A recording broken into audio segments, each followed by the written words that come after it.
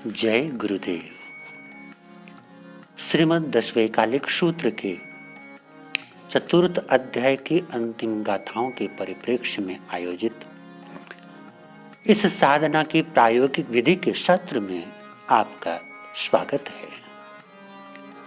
प्रारंभिक 6 भागों की चर्चा आपके सामने संपन्न हो चुकी। आज हम 7वां भाग लेकर के आपके सामने प्रस्तुत हैं। अभी तक जिन 11 गाथाओं की परिचर्चा हमने यहाँ संपन्न की, एक प्रकार से इस साधना विधि के भीतर वो गाथाएं भूमिका के रूप में अपना योगदान देती हैं। सचमुच में साधना की प्रायोगिक विधि का प्रारंभ 12वीं गाथा से होता है, अर्थात आज हम जिस गाथा की व्याख्या करने वाले हैं उस गाथा से साधना की प्रायोगिक विधि प्रारंभ हो जाती है। अभी तक शास्त्रकार ने हमें सिखाया कि हमें अपने होश को जागृत बनाए रखना है और होश को जागृत बनाए रखने के लिए अपनी अनुभूति के ज्ञान को प्रकृष्ट करना है। जैसे आपका अनुभूति का ज्ञान प्रकृष्ट हो जाता है, तब आपकी जानने की समझने की जो शक्ति है, जानने समझने की जो प्रवृत्ति है, वो बढ़ जाती है और उसका परिणाम ये होता है कि आपका जीवन पवित्र बनता जाता है और आपका जो आचरण अथवा आपका जो चरित्र है वो पूजनीय आदरणीय बन जाता है। प्रस्तुत है 12वीं गाथा, जिसके भीतर शास्त्रकार फरमाते हैं, जो जीवे विनयाणे अजीवे विनयाणे जीवा जीवे अयाणंतो कहम सो नाही संयमम। शास्त्रकार बोलते हैं, जो जीवे विनयाणे, अर्थात जो व्यक्ति, जो साधक, जो मुमुक्षु जीव को भी नहीं जानता, अजीवे विनयाणे और अजीव को भी नहीं जानता, जीवा जीवे अयाणंतो जीव और अजीव को न जानता हुआ वह कहमसो नाही संयमम, वह संयम को कैसे जानेगा, संयम को किस प्रकार जान सकेगा। जो जीव को भी नहीं जानता, अजीव को भी नहीं जानता और जीव और अजीव का भेद न जानता हुआ जो साधक संयम की आराधना करना चाहता है, उस संयम को किस प्रकार जानेगा। ये 12वीं गाथा है। 13वीं गाथा की भी चर्चा कर लेते हैं, फिर उसके बाद इसकी व्याख्या आपके सामने प्रस्तुत करेंगे। 13वीं गाथा के अंदर बोलते हैं, जो जीवे विवियाणाए अजीवे विवियाणाए जीवा जीवे वियाणंतो सोहु नाही संयमम। अर्थात जो जीवे वियाणई अजीवे वियाणई, जो जीव को भी जानता है और अजीव को भी जानता है, जीवा जीवे वियाणंतो सोहु नाही संयमम, जीव और अजीव को जानता हुआ वह साधक सचमुच में वही संयम को जान पाता है, संयम को जान सकता है। ये तो हुआ शास्त्र के वचनों का अर्थ, किंतु इसका तात्पर्य क्या है? जब तक इन शब्दों का मूल भाव नहीं समझा जाएगा, तब तक इनकी गरिमा से हम लोग अपरिचित रह जाएंगे। और अभी तक यही हुआ है। शास्त्र की या इस सूत्र की ये जो गाथाएं हैं, ये सचमुच में साधना की भूमिका में हमें किस प्रकार से ऊंचा उठना है, एक ठीक ठाक सी रूपरेखा प्रस्तुत करते हैं, उसका दिग्दर्शन कराते हैं, बशर्ते कि हम इनको सही ढंग से समझ सकें। यहाँ पर जो बोला गया कि जो जीवे विनयाणे अजीवे विनयाणे जीवा जीवे अयाणंतो कहमसो नाही संयमम, जो जीव को भी नहीं जानता, अजीव को भी नहीं जानता और जीव और अजीव को न जानता हुआ वो संयम को कैसे जानेगा। मूल बात है कि जीव को जानने से अथवा अजीव को जानने से संयम का क्या संबंध है। अगर हम लोग जिस पद्धति में आज तक चलते रहे हैं उसी पद्धति में चलते रहें, बाहर में जीवों की गणना को जानना शुरू कर दें, इतने प्रकार के जीव होते हैं, इतनी उनकी जातियां हैं, इतनी उनकी प्रजातियां हैं, इतनी उनकी गतियां हैं इत्यादि। शास्त्र में जो लिखी हुई बातें हैं, महापुरुषों ने जो बातें हमें बतलाई हैं, बाहर में जीवों की गणना को जान भी लेंगे, हमारा क्या लाभ होगा? ज्यादा से ज्यादा हमारा एक जनरल नॉलेज बढ़ जाएगा, ज्यादा से ज्यादा हम लोग जीवों की विविधता के बारे में जान जाएंगे, किंतु उसको जान करके हम संयम को कैसे जान सकेंगे? पहले समझें संयम क्या है। संयम का अर्थ है अपने जीवन को चारों तरफ से मर्यादित करके, अपने जीवन को संतुलित करके मोक्ष की ओर अग्रसर होना।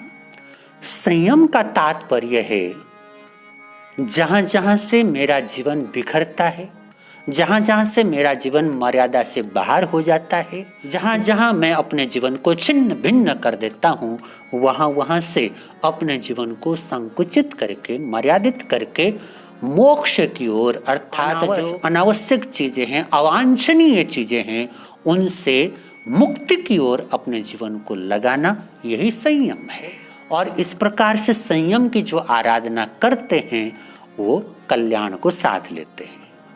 हमें यहाँ पर इसका तात्पर्य समझने की जरूरत है कि जीव और अजीव को न जानता हुआ संयम को भी नहीं जान सकता, और जीव और अजीव को जानता हुआ संयम को भी जान सकता है। अर्थात जीव और अजीव के ज्ञान के साथ में संयम का क्या संबंध जुड़ा हुआ है, ये मूल बात है। और इस मूल बात को बड़ी बारीकी के साथ समझने की जरूरत है। बाहर आप जीवों को जानोगे, बाहर अजीव को जानोगे, उससे बहुत लाभ नहीं होने वाला। अगर होना होता तो सबका कल्याण हो गया होता, सबका भला हो गया होता।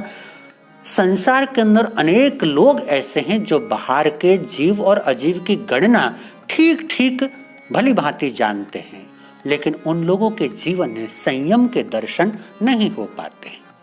तो यहाँ पर जो शास्त्रकार बोल रहे हैं उसका तात्पर्य है, हमारा जो जीवन है वह जीवन अकेले जीव के द्वारा संपादित नहीं है, अकेले अजीव के द्वारा संपादित नहीं है। हमारा जीवन जीव और अजीव के मिश्रण से निर्मित होता है।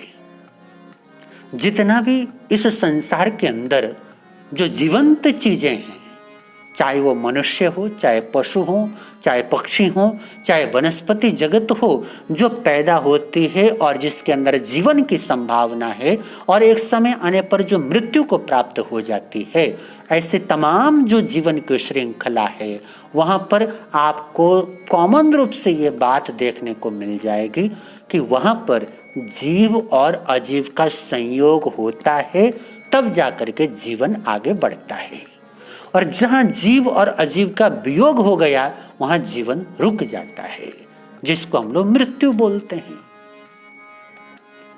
जैसे ही कोई जीव पैदा होता है तो अकेली आत्मा थोड़ी ना पैदा होती है, उस जीव के साथ में उसका शरीर भी पैदा होता है।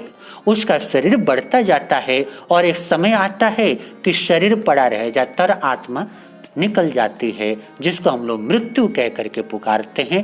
अर्थात जीव और अजीव का संयोग हुआ तो जीवन की यात्रा प्रारंभ हो गई, जीव और अजीव का वियोग हुआ तो जीवन की यात्रा अवरुद्ध हो गई, रुक गई। इसी बात का संकेत यहाँ पर किया गया है। हम अपने भीतर में बोध को जागृत करके इस बात को जानने की कोशिश करें कि मेरे भीतर में जीव का कहाँ अस्तित्व है और अजीव का कहाँ अस्तित्व है। हालांकि मेरे पूरे के पूरे शरीर के भीतर में जीव और अजीव का तालमेल बना हुआ है, दोनों का संबंध एक में हो रखा है दूध और पानी की तरह। किंतु जैसे हंस दूध और पानी में से पानी को अलग कर देता है, दूध को पी लेता है, उसी हंस प्रवृत्ति को जगा करके हमें अपने भीतर में जीव के अस्तित्व का बोध अलग से करना होगा और अजीव के अस्तित्व का बोध अलग से करना होगा। जिस समय हम लोग इस भेद को जानने में समर्थ होंगे, ठीक उसी समय हम लोग संयम को जान सकेंगे। बाहर जीव और अजीव को जान करके संयम का कोई बोध नहीं होने वाला, होना होता तो कब का हो गया होता।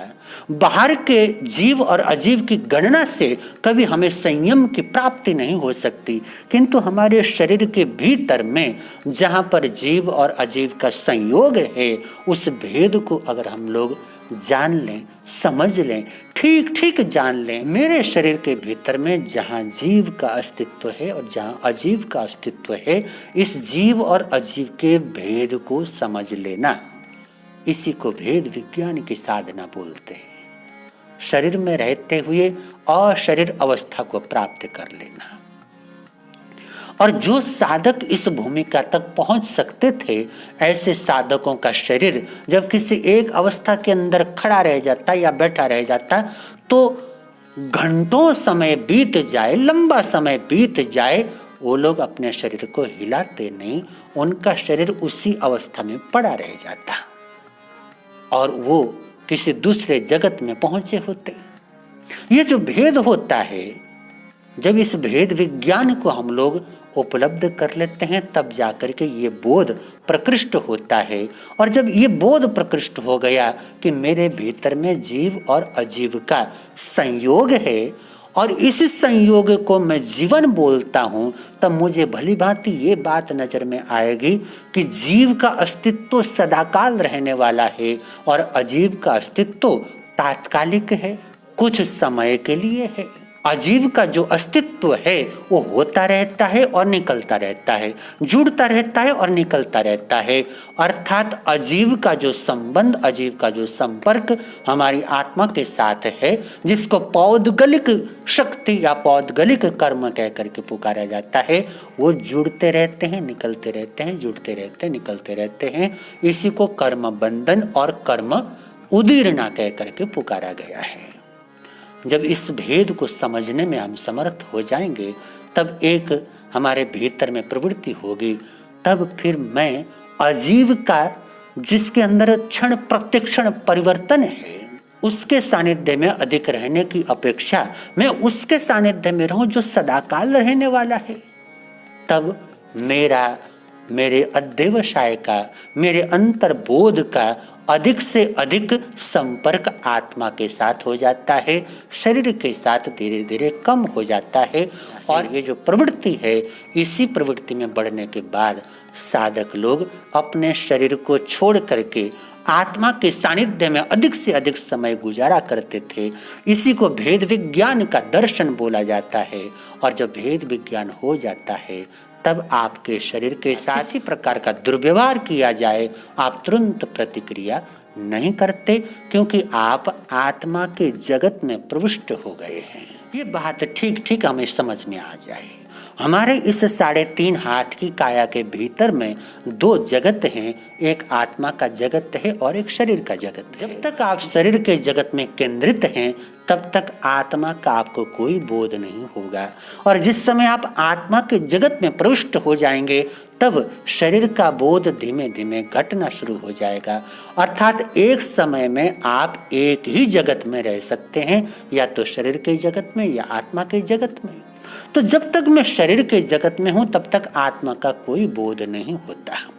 भले आत्मा के बारे में मैं पढ़ लूं, भले आत्मा के बारे में मैं याद कर लूं कि आत्मा ऐसी है ऐसी है, लेकिन तो सच्चाई यही है, आत्मा के संबंध में मुझे सचमुच में बोध नहीं होता। उस समय मुझे बोध होगा जब मैं शरीर के जगत से निकल करके आत्मा के जगत में प्रविष्ट हो जाऊंगा। इसी बात को यहाँ पर कहा गया है कि जो जीवे भी न याणई अजीवे भी न याणई, जो जीव को भी नहीं जानता, अजीव को भी नहीं जानता, मेरे शरीर के भीतर में जहाँ जीव का अस्तित्व है उसको भी नहीं जानता, जहाँ अजीव का अस्तित्व है उसको भी नहीं जानता। जीवा जीवे अयानंतो, और जीव और अजीव को न जानता हुआ कहम सो नाही संयमम, ऐसा व्यक्ति संयम को जानेगा कैसे? मोक्ष मार्ग, कल्याण का मार्ग, जो जीव और अजीव के भेद को जान ही नहीं पाया है, उनको अलग अलग कर ही नहीं पाया है, वो भला संयम को कैसे जान सकेगा? क्योंकि संयम का तो सीधा सीधा संबंध जीव के संपर्क के साथ है, आत्मबोध के साथ है, मोक्ष मार्ग के लिए करने वाली प्रवृत्ति के साथ है। तो जब तक मैं आत्मबोध से वंचित हूँ, तब तक आत्मा की मुक्ति के लिए प्रयास करूंगा कैसे? इसलिए बोला गया कि यहाँ पर ऐसा व्यक्ति संयम को नहीं जान पाता। और अगली गाथा में बोलते हैं, जो जीवे भी बियाणई अजीवे भी बियाणई जीवा जीवे वियाणंतो सोहु नाही ई संयमम। जो जीव को भी जानने लग जाए, अजीव को भी जानने लग जाए, जीव और अजीव को जानता हुआ ऐसा साधक सोहु नाही ई संयमम, संयम को जानने में समर्थ होता है। वही साधक संयम को जान लेता है और जानने का अर्थ है उसको अंगीकार करना शुरू कर देता है। संयम को जानने वाला आत्मबोध से परिपूर्ण हो जाता है। तो हमें अपने इस 3.5 हाथ की काया के भीतर ही जीव और अजीव का भेद, जीव और अजीव का बोध प्राप्त करना है। और ये लगातार जब मैं श्वास का अभ्यास करूं, मेडिटेशन का अभ्यास करूं, तब जाकर के ये बोध प्रकृष्ट हो पाता है। ज़्यादा से ज़्यादा भेद विज्ञान का अभ्यास हम संपन्न करें, तब जाकर के ये बोध प्रकृष्ट हो पाता है। और भेद विज्ञान का अर्थ ही है शरीर में रहते हुए अशरीर होने की अवस्था का बोध प्राप्त करना, अथवा शरीर में रहते हुए आत्मा के साथ जीने का अभ्यास करना। इस अभ्यास को भेद विज्ञान की साधना बोला जाता है। और वो साधना प्रैक्टिकल की साधना है। उस साधना को जब हम अपने जीवन के अंदर करते हैं, उस साधना से गुजरते हैं, तब जाकर के सचमुच में हमें बोध होता है मेरे भीतर में आत्मा का अस्तित्व और शरीर का अस्तित्व कैसे मिश्रित हो रखा है, और कैसे मैं शरीर की अनुभूति से परांगमुख होकर के आत्मा की अनुभूति के साथ रह सकता हूँ, जुड़ सकता हूँ। ऐसा प्रयास करना है, हम सबका कर्तव्य है। अगली गाथा की चर्चा अगले पाठ के अंदर करेंगे। आज के लिए इतना ही। इतने प्रेम से मेरे शब्दों को सुना उसके लिए कृतज्ञ हूँ। आप सबके भीतर में विराजमान परमात्मा स्वरूपी पवित्र आत्मा को मेरे कोटि कोटि नमन। जय गुरुदेव।